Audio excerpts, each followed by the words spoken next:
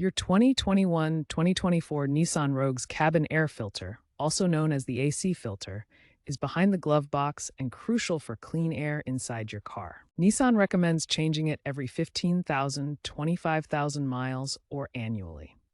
A clogged filter reduces airflow, impacts air quality, and can strain the HVS system. Replacing it is a straightforward DIY task. Post-pandemic, there's heightened awareness, with apps like Torque or OBD scanners now integrating air filter reminders. Neglecting replacement can impair air quality, increase allergy risks, and strain the blower motor, leading to costly repairs. First, turn off your Rogue and the AC to ensure safety during the replacement process. Open the glove box fully and depress the stops to remove it from the dashboard. Remove the side panel or cover held by clips or screws using a trim removal tool. Pull out the old filter, noting its orientation with arrows indicating airflow direction. Insert the new filter with correct airflow direction and reassemble in reverse order.